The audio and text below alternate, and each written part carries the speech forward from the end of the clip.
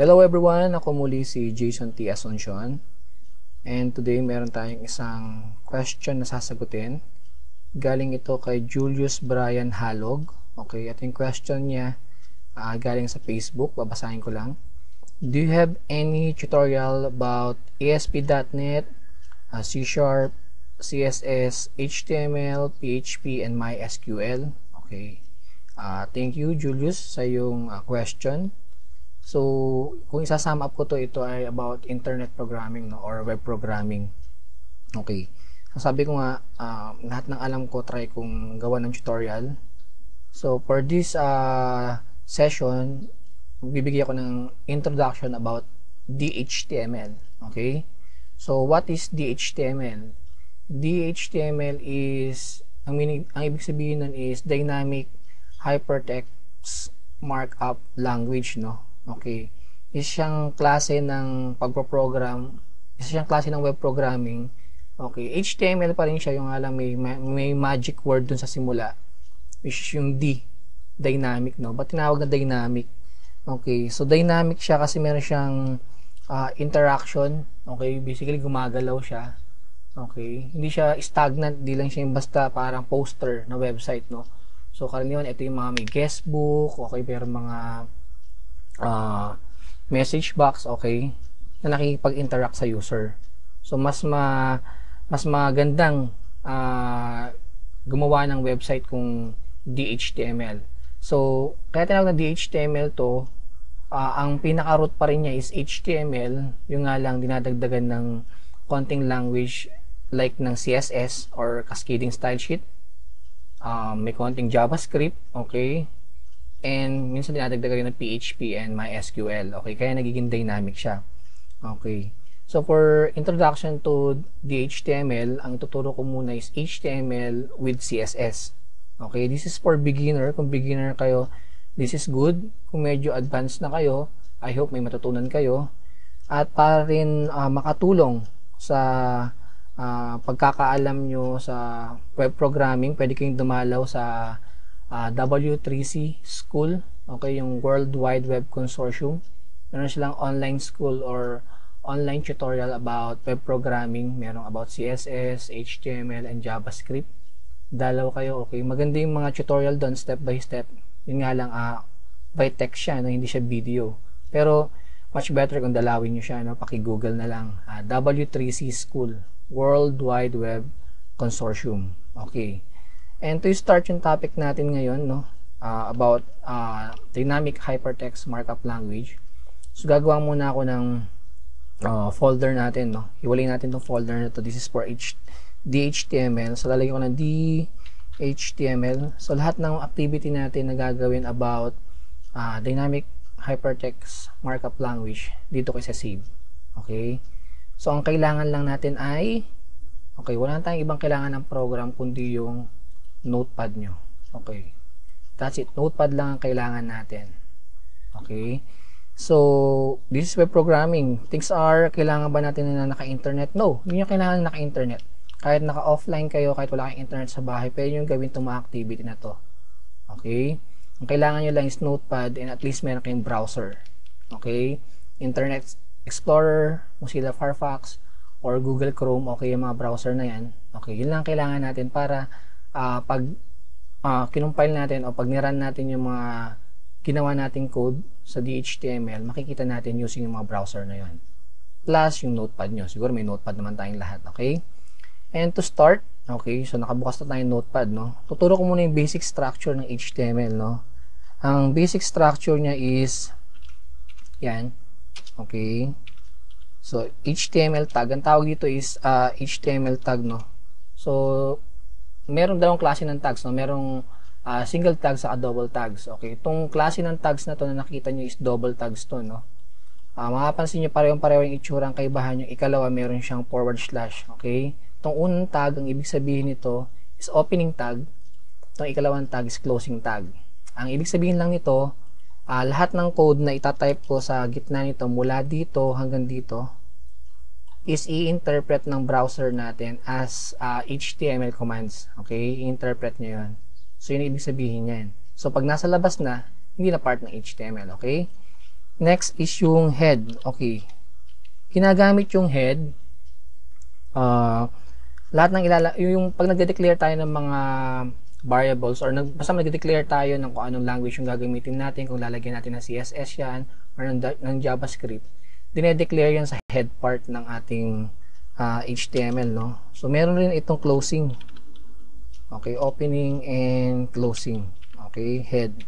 So ganun pa rin ang opening, yung simpleng head with nasa gitna siya ng greater than and less than symbol. Okay. Then yung closing tag niya is meron lang /.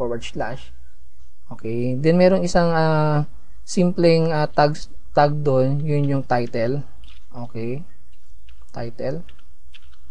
Lahat ng text na ilalagay mo sa gitna ng opening tag na title at closing tag na title ay lalabas dun sa title bar ng iyong browser. So ito yung title bar natin, di ba?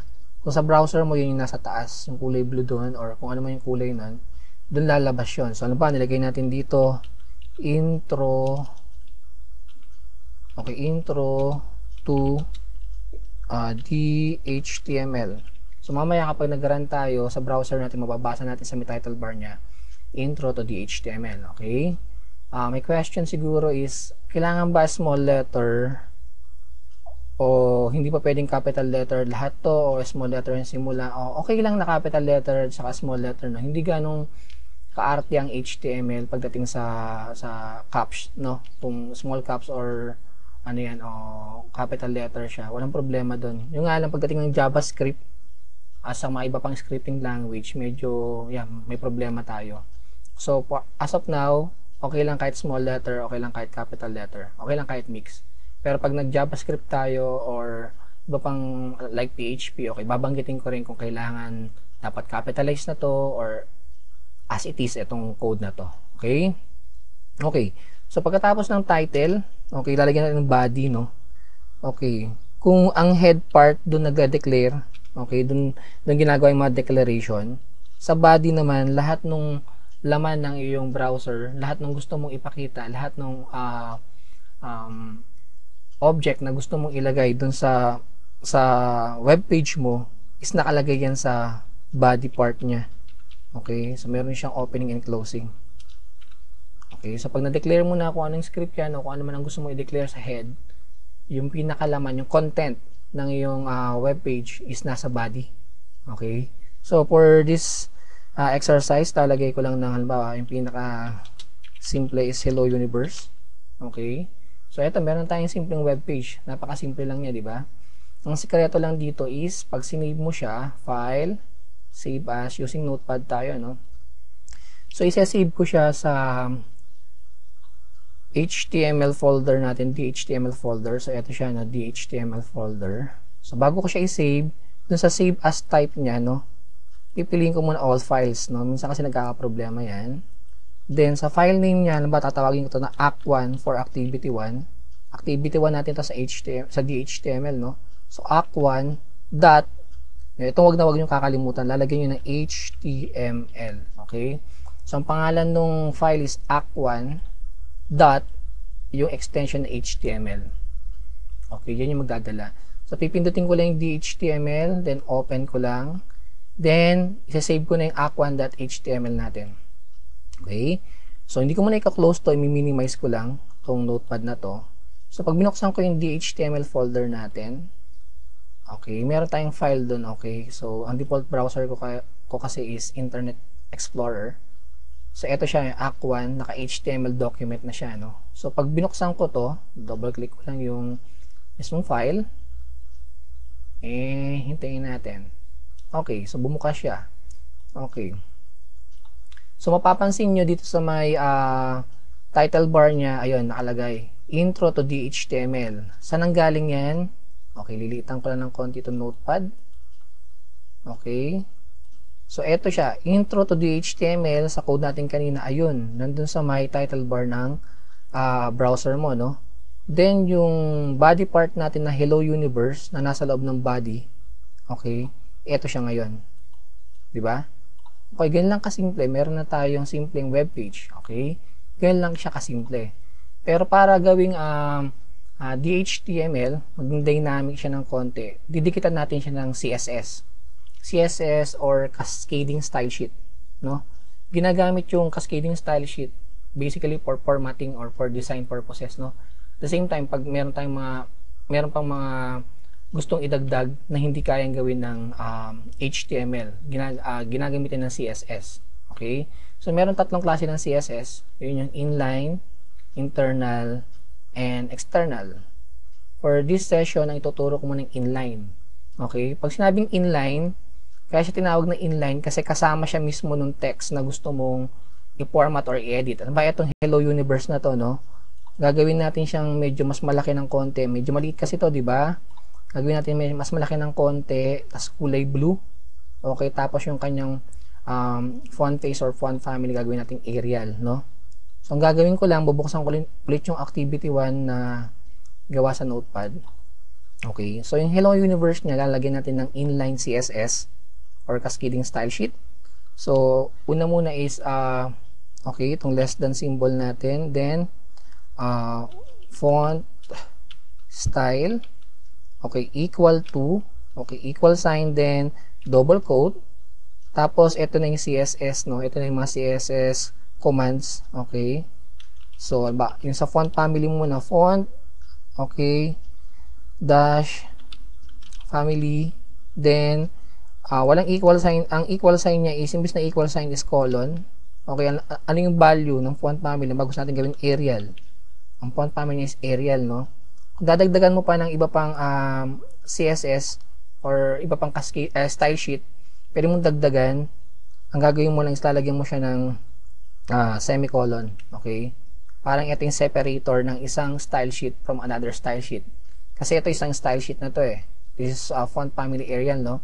Kung lalagyan ko siya ng font size, kailangan lagyan ko siya ng semicolon. Okay? Parang comma niya yung semicolon. So, font dash size. Okay? Tapos, colon. Yung size natin ang mga 20. Okay? 20 point. Okay?